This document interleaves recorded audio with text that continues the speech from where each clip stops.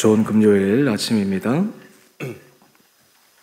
찬송가 149장 찬양하겠습니다.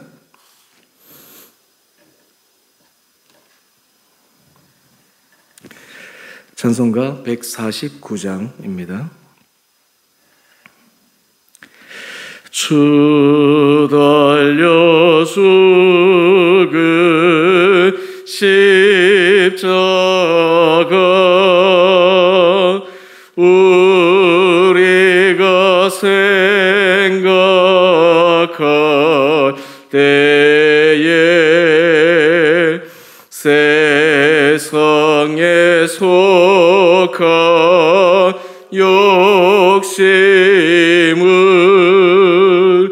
헛된 줄 알고 버리네.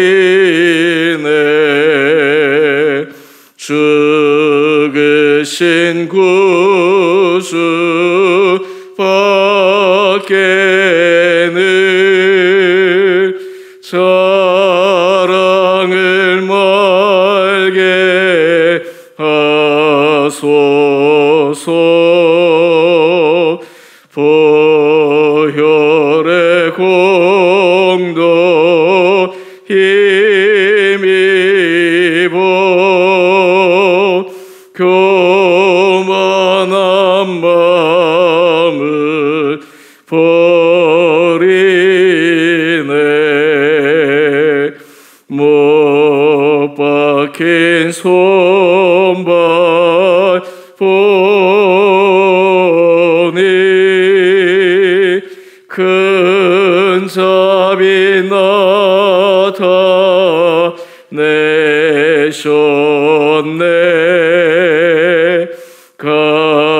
가시로 만든 면류관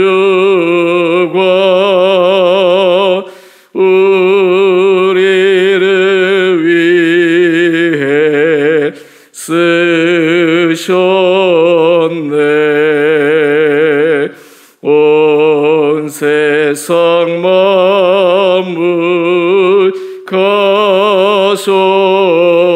가셔도 주내 못 따가겠네. 놀라운 사랑 받은 나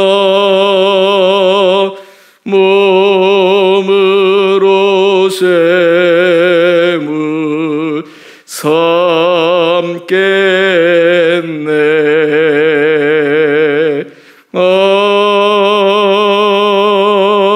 아멘.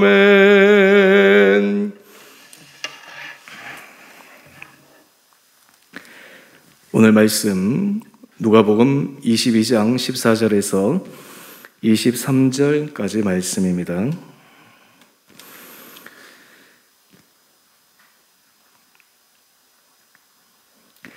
때가 여름에 예수께서 사도들과 함께 앉으사 이르시되 내가 고난을 받기 전에 너희와 함께 이 유월절 먹기를 원하고 원하였노라.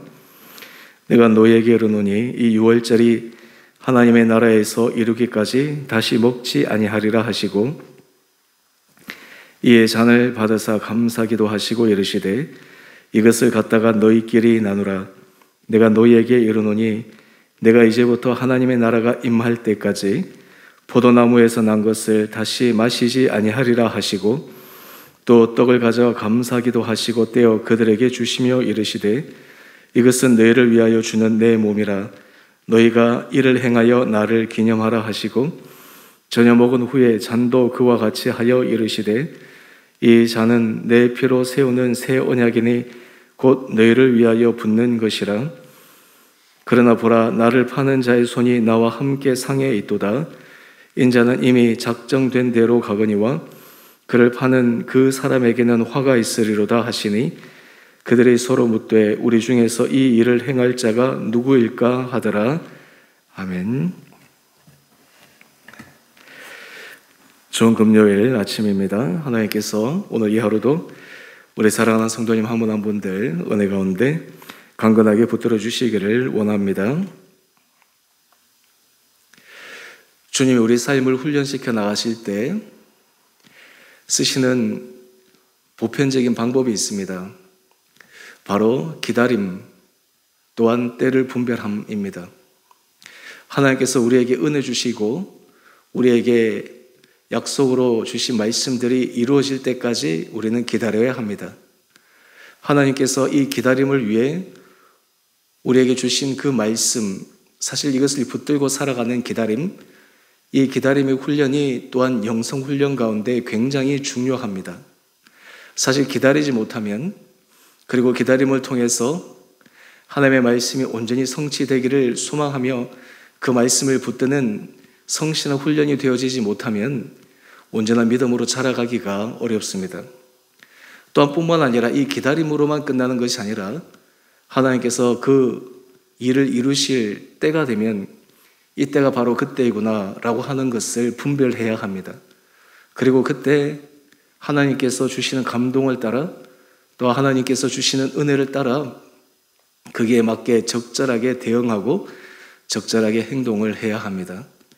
기다려야 될 때 기다리지 못하고 때가 되었는데 분별하지 못한다면 사실 영성생활에 있어서 신앙생활에 있어서 많은 어긋남이 일어나게 됩니다.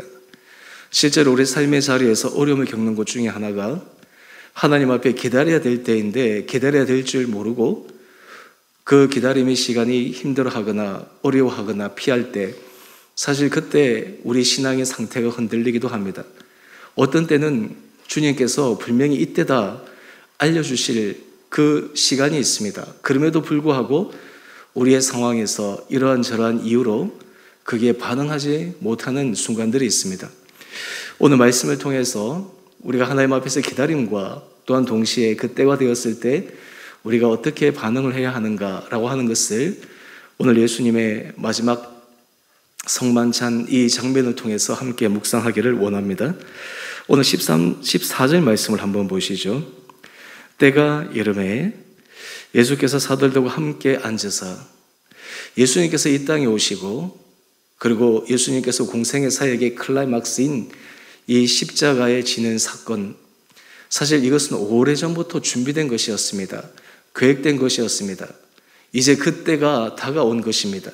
사실 이때는 예수님은 이미 알고 계셨습니다. 그리고 제자들에게도 예수님께서 순환 예고를 여러 번 계수해서 일러 주셨습니다. 단지 제자들이 깨닫지 못했을 뿐이죠. 그 당시에 예수님께서 제자들에게 순환 예고를 했지만 제자들은 자기끼리 누가 더 큰지 다툼하고 그저 때를 분별하지 못하고 자신들의 생각 속에만 사로잡혀 살았던 그 제자들의 어리석음을 우리는 기억하게 됩니다. 이제 드디어 때가 되어 마지막 제자들과 함께 유월절 만찬을 하게 되는 그 시간이 찾아왔습니다. 주님께서 고백합니다. 우리 15절 말씀인데요. 내가 고난을 받기 전에 너희와 함께 이 유월절 먹기를 원하고 원하였노라. 십자가 고난을 앞두고 마지막 제자들과 함께 이 성만찬에 참여하기를 주님은 기다리고 기다리셨다 말씀하고 있습니다. 여러분, 똑같은 식사 자리이지만 이때 이 식사는 전혀 다른 식사 자리입니다. 전혀 다른 만찬 자리입니다. 저는 우리 삶에 있어서도 날마다 똑같은 일상이 반복되는 것 같지만 어떤 날은 특별한 날이 있습니다. 의미 있는 날이 있습니다. 중요한 날이 있습니다. 오늘 바로 예수님과 제자들이 이전에도 함께 교제하고 만찬을 먹고 식사를 했지만 이제 십자가 고난을 앞두는 이 유월절 전 만찬은 가장 중요한 그러한 만찬이었습니다. 오늘 예수님께서 이 만찬을 통해서 말씀을 하십니다. 우리 17절 이하의 말씀인데요. 잔을 받으사 감사기도 하시고 이르시되 이것을 갖다가 너희끼리 나누라. 또 18절에 말씀합니다. 내가 너희에게 이르노니 내가 이제부터 하나님의 나라가 임할 때까지 포도나무에서 난 것을 다시 마시지 아니하리라. 그리고 이어서 이 성만찬의 중요한 제정 두 가지를 보여주고 계십니다. 우리 19절 말씀입니다. 떡을 가져 감사 기도하십니다. 그러면서 그들에게 나눠주십니다. 그리고 그 떡을 이렇게 설명합니다. 이것은 너희를 위하여 주는 내 몸이라. 그때 먹는 떡은 그냥 일반의 떡이 아닙니다. 바로 주님께서 우리를 위하여 주는 몸이라고 말씀하고 있습니다.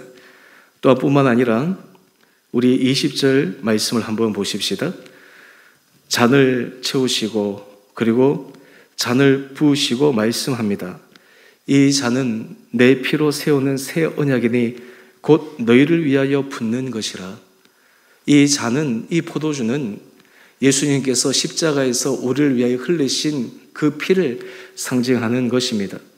떡과 포도주, 사실 이것이 바로 십자가의 핵심 사건, 또한 동시에 예수님께서 우리를 사랑하심으로 자신의 몸을 내어주시고 생명인 피를 우리를 위해서 기꺼이 흘려주신 주님의 놀라운 사랑을 말씀하고 있습니다. 지금 예수님께서 이 때를 기다리신 이유가 무엇입니까? 제자들을 3년 동안 훈련시키고 3년 동안 하나님의 말씀으로 가르치신 그 기다림의 시간이 이제 바로 이 때를 위함이었기 때문입니다. 요즘 우리가 코로나 때문에 우리 교회에서 성만찬을 한 달에 한 번씩 하지 못하는데요. 사실 이 성만찬은 우리들에게 신학적으로 굉장히 중요한 의미를 줍니다. 성만찬에 참여할 때마다 우리는 주께서 우리를 위하여 십자가에 달려 돌아가신 그 사건을 기념하고 생각하게 됩니다. 또한 우리 자신의 존재가 어떠한지를 다시 한번 절감하게 됩니다. 우리는 주님 앞에서 철저한 죄인임을, 주님 앞에서 우리는 죄인이기 때문에 하나님의 영광에 이를 수 없는 자임을 우리는 깨닫는 자리가 바로 이 성만찬의 자리입니다. 여러분, 우리가 삶의 자리에서 하나님께서 우리로 하여금 이 자신의 존재를 깨닫게 하고 그 자신의 그 죄인된 상황 속에서도 우리를 위하여 기꺼이 사랑의 손길을 내어주셨던 그 주님의 사랑으로 말미암아 우리의 삶에 있어서 주님을 위하여 새로운 우리의 인생을 살 그런 믿음의 결단과 결심을 하게 됩니다. 여러분, 오늘 예수님께서는 이 때를 위해서 기다리신 것입니다. 십자가 고난이 너무나 두렵고 때로는 힘들고 피하고 싶은 것이었지만 이 과정을 통과해야지만 놀라운 구원의 문이 열리기 때문이었습니다. 오늘 여러분, 하나님께서 우리들의 인생 가운데 여러분들을 위해서 준비하신 여러 가지 것들이 있습니다. 때로는 주님이 우리가 기다림 속에서 기다림이 영원한 것이 아니라 어느 순간 어느 때가 되면 반드시 하나님께서 하시는 놀라운 은혜의 역사가 이루어지는 것을 우리는 믿을 때 그 기다림에 우리는 은혜를 누릴 수가 있게 됩니다. 오늘 바로 이 성만찬의 사건은 기다림과 또한 동시에 주님께서 우리를 위해서 놀라운 구원의 문을 여시는 그 때가 함께 공존하고 있는 것을 보여주는 상징적인 사건입니다. 오늘 또한 동시에 우리 21절 이하의 말씀을 한번 보십시다. 이런 은혜의 자리에 주님께서 이렇게 말씀하십니다. 보라, 나를 파는 자의 손이 나와 함께 상 위에 있도다. 누구입니까? 바로 가룟 유다입니다. 여러분, 이 가룟 유다는 그는 기다릴 줄도 몰랐고 때를 분별할 줄도 몰랐습니다. 그는 그 안에 사탄이 들어가서 자신이 사탄의 도구가 되었다라고 하는 것을 인식하지도 못합니다. 종교 지도자들과 함께 모의를 해서 예수님을 팔 궁리만 하고 있었습니다. 심지어 너무나 중요한 이 성만찬의 자리에서조차도 그의 마음은, 그의 영적인 상태는 어두워서 이것이 도대체 어떤 자리인지, 이 시간이 어떤 의미인지 전혀 알지 못했습니다. 그저 몸으로 그 자리에 참여하고 있었을 뿐이지 실질적으로 그 자리의 의미를 알지 못한 채 있었기 때문에 그는 예수님을 파는 자로서의 그러한 안타까운 삶의 모습으로 서 있게 됩니다. 오늘 주님은 우리 삶의 자리에서 하나님 앞에서 기다릴 수 있는 은혜의 자리, 은혜의 마음을 갖고 있는 사람과 영적으로 마음이 어두워져서 그 자리의 의미를 아무것도 알지 못하고 심지어는 전혀 주님과 반대되는 길을 서서 그 자리에 함께 서 있는 이 가룟 유다의 모습을 생각해 보면서 우리는 날마다 삶의 자리에 주님 앞에 어떤 모습으로 서 있는가라고 하는 것들을 생각하고 그것을 점검할 수 있는 우리의 모습들 되기를 원합니다. 오늘 본문 해설 뒤에 한번 보시죠. 거기 보면 두 번째 이 해설의 첫 문장이 이렇게 나와 있습니다. 교회 공동체 일원이라도 주님의 자녀가 아닐 수 있습니다. 사실 근데 저는 이 문장을 이렇게 바꾸고 싶습니다. 교회 공동체라고 이렇게 특정하기보다 예수 믿는 사람이라고 하더라도, 하나님의 자녀라고 하더라도 그 안에 진정한 주님의 자녀가 아닌 사람이 있을 수 있다. 여러분, 이 땅에 많은 사람들이 겉으로 종교 행위를 하고 겉으로 하나님 앞에서 잘 믿는 것처럼 보이지만 오늘 이 가룟 유다처럼 영적으로 그의 마음이 어두워지고 때를 분별하지 못하고 그리고 기다리지 못해서 그들이 하나님께서 하시는 그 일에 대적하는 길에 서는 그런 안타까운 모습으로 살아가는 수많은 사람들이 있습니다. 오늘 바로 이 가룟 유다가 그러했습니다. 오늘 예수님께서 이어서 이 가룟 유다에 대해서 안타까움을 표현하십니다. 22절 말씀입니다. 인자는 이미 작정된 대로 가거니와 그를 파는 그 사람에게는 화가 있으리로다. 저는 이 말씀을 묵상할 때마다 참 마음이 아픈 것은 가룟 유다는 정말 일생일대에 회개하고 뉘우칠 수 있는 기회를 그는 놓쳤다라는 것입니다. 주님께서 마지막으로까지도 그에게 기회를 주신 것이 아니겠습니까? 나를 파는 자의 손이 나와 함께 이상이 있도다.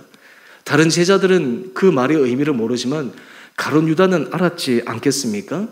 자기를 향해서 예수님께서 말씀하신다라고 하는 것을 직감하지 않았겠습니까? 심지어 나를 파는 사람에게는 화가 있다라는 그 주님의 음성을 들었을 때 그 마음에 찔림이 있지 않았겠습니까? 왜 그때라도 돌이키지 않았을까? 왜 그때라도 그가 하나님 앞에 회개하지 않았을까? 그가 돌이키더라도 이 십자가의 사건은 반드시 이루어질 터인데 왜 결정적인 그 기회와 순간을 놓쳐버렸을까? 여러분, 이 가룟 유다가 이것을 놓친 이유는 그는 주님의 때를 기다리는 믿음이 부족했고 또한 동시에 주님께서 그에게 말씀하신 그 때를 분별할 수 있는 영적 분별력이 떨어졌기 때문입니다. 오늘 우리의 삶의 자리에서도 하나님 앞에 우리는 이런 기도를 해야 합니다. 주님, 때를 분별하지 못해서 어리석은 결정을 하지 않도록 하여 주십시오. 주님께서 우리에게 말씀하여 주시고 감동하여 주시고 주님께서 우리에게 일러주실 때 바로 그때가 주님의 은혜 때임을 기억하게 하여 주십시오. 우리가 인생을 돌이켜보면 내가 그때 그렇게 했으면 얼마나 좋았을까? 그때 내가 그 선택을 했었어야 되는데 라고 하는 그런 후회되는 순간들이 있습니다. 지나간 과거를 통해서 우리가 배워야 될 교훈은 무엇입니까? 오늘 현재의 삶에서 앞으로 우리가 걸어가야 될 순간순간마다 주님 앞에 깨어서 다시는 후회하지 않을 그런 믿음의 올바른 선택을 하며 살아가는 삶, 이것이 바로 주님께서 우리에게 원하시는 삶이지 않겠습니까? 오늘 이 아침 우리가 이 말씀을 묵상하면서 하나님 앞에 은혜를 구합시다. 우리는 주님 앞에 은혜 받을 수 있는 자격이 없는 죄인입니다. 그럼에도 불구하고 주님이 우리를 부르시고 주님의 은혜 자리에 우리를 세워주시고 우리를 통해 주님의 놀라운 은혜의 문을 길을 열어주시기를 주님께서 원하십니다. 이를 위해 우리는 주님 앞에 때를 기다리고 때를 분별하고 또한 주님께서 우리에게 감동을 주실 때 순종함으로 나갈 수 있는 그런 믿음의 결단들이 우리 온 성도들 가운데 있게 되기를 원합니다. 그래서 고린도후서 6장 2절은 이렇게 말씀합니다. 지금은 은혜 받을 만한 때요 보라 지금은 구원의 날이로다. 오늘 하나님께서 우리에게 주신 이 하루, 이 시간, 우리에게 만나는 사람들, 이런 모든 것들이 그저 반복되는 일상의 삶의 차원에서 보는 것이 아니라 하나님께서 우리에게 주시는 때의 차원으로, 하나님께서 우리에게 주시는 기회의 차원으로, 하나님께서 우리에게 다시 한번 우리의 인생 문에 부어주시기로 하는 주님의 사랑의 때임을 확신하며 오늘도 믿음 안에 이 하루를 성실하고 그리고 하나님 앞에서 온전한 모습으로 서가는 복된 하루 되시기를 주님의 이름으로 축원드립니다. 우리 함께 같이 기도하겠습니다. 사랑의 주님, 참으로 감사합니다. 우리가 인생을 살아가며 얼마나 우리가 어리석은지요. 오늘 예수님의 제자들이 예수님의 십자가 사건 온 인류 역사 가운데 가장 중요하고 가장 핵심적인 그 사건을 앞두고도 그것을 분별하지 못하며 때로 그 자리에서 주님의 말씀으로 도전을 받았지만 뉘우치지 못하는 한 안타까운 제자의 모습을 묵상합니다. 우리에게 은혜를 도와여 주셔서 우리가 주님의 때를 분별할 수 있는 영적인 민감함과 또한 주님께서 우리를 통해 일하실 그 때를 생각하며 믿음 안에 기다릴 수 있는 그런 인내도 허락하여 주시옵소서. 주님, 우리 자신의 존재 자체가 하나님 앞에 은혜 받을 수 없는 자임에도 불구하고 예수 그리스도의 보혈의 십자가의 능력으로 우리를 주님의 자녀로 인쳐주시고 우리가 정말 상상할 수 없는 예비된 하나님의 은혜를 받은 자임을 기억하게 하여 주시옵소서. 그러므로 오늘 이 하루 우리에게 주어진 시간, 그저 어제 우리에게 주어진 똑같은 시간으로 보는 것이 아니라 우리에게 주신 특별한 시간이요, 특별한 때요, 특별한 기회임을 우리가 생각하며 오늘도 주님의 은혜 아래 거하는 복된 우리 온 성도들 되게 하여 주옵소서. 우리 성도들 가운데 몸이 연약한 자들을 주여 불쌍히 여겨 주시고 그 연약한 부위를 친히 어루만져 주시고 강건케 하여 주시고 우리 모든 생사의 주관이 철저히 주님께 있음을 고백하며 날마다 주님의 은혜의 줄에 메인바되어 하루하루를 믿음으로 승리하는 귀한 성도들 되게 하여 주옵소서. 우리 성도들의 일터를 주님께서 지켜주시옵소서. 붙들어 주시옵소서. 우리의 모든 불안과 염려와 걱정을 주님 앞에 철저하게 내려놓고 주님의 인도하심과 주님의 보호하심 속에 모든 것이 주님이 하셨습니다라는 은혜의 고백이 우리 온 성도들의 삶의 터전 가운데 있게 하여 주시옵소서. 우리 주 오늘 교회를 주께서 기억하여 주시고 이 교회가 정말 주님의 은혜가 넘치는 풍성한 은혜의 공동체 되게 하여 주시고 우리 온 성도들 한 분 한 분들에게 주님께서 감동시켜 주시고 주께서 깨워주시는 그 말씀을 따라 우리가 일심으로 주의 말씀에 순종할 때 이 공동체를 통해 주님을 온전히 높여드리는 거룩한 교회 되게 하여 주옵소서. 오늘 한날 하루 삶도 주께서 죄를 온전히 붙들어 주시기를 간절히 원하며 우리를 사랑하신 예수님 이름으로 감사기도 드리옵나이다. 아멘. 하늘에 계신 우리 아버지, 아버지의 이름을 거룩하게 하시며 아버지의 나라가 오게 하시며 아버지의 뜻이 하늘에서와 같이 땅에서도 이루어지게 하소서. 오늘 우리에게 일용할 양식을 주시고 우리가 우리에게 잘못한 사람을 용서하여 준 것 같이 우리의 죄를 용서하여 주시고 우리를 시험에 빠지지 않게 하시고 악에서 구하소서. 나라와 권능과 영광이 영원히 아버지의 것입니다. 아멘.